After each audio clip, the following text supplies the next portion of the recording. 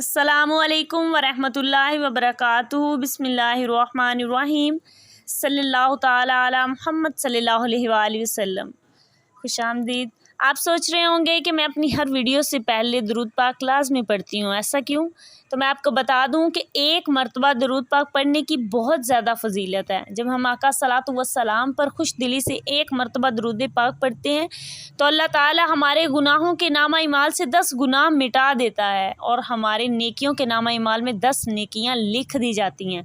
उसके अलावा अल्लाह ताला हमारे 10 दर्जात बुलंद फरमाता है। सुभान अल्लाह, सुभान अल्लाह।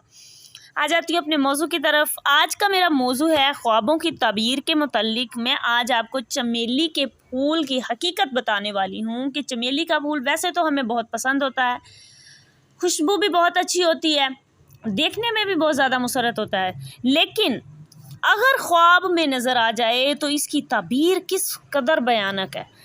देखिए, अगर कोई शख्स दोस्त देखे कि मुझे कोई दूसरा दोस्त चमेली का फूल ख्वाब में दे रहा है तो इसकी ताबीर, इसकी दलील ये होगी कि वो किसी ना किसी मामले में झगड़ा करेंगे और अलग हो जाएंगे, यानी कि आपस में साथ बिल्कुल नहीं रहेंगे, चाहे वो जितने भी गहरे दोस्त होंगे।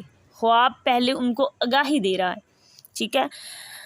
दूसरी बात, अगर ख्वाब में बीवी अपने शौहर को चमेली के फूल तोड़कर या चुनकर अपने हाथों से दे रही है तो इसकी ताबीर ये होगी कि वो शौहर उसे तलाक दे देगा हकीकत में। और तीसरी बात, अगर कोई मालिक अपने ग़ुलाम को चमेली के फूल दे रहा है ख्वाब में, कोई मालिक या कोई बादशाह या हुक्मरान अपने किसी ग़ुलाम वज़ीर को ख्वाब में फूल दे रहा है चमेली के, तो इसकी हकीकत, इसकी ताबीर ये होगी कि वो ग़ुलाम भाग जाएगा। आज का मौजू यही था। आज की वीडियो पसंद आई हो तो लाइक और शेयर कीजिएगा। अल्लाह हाफ़िज़।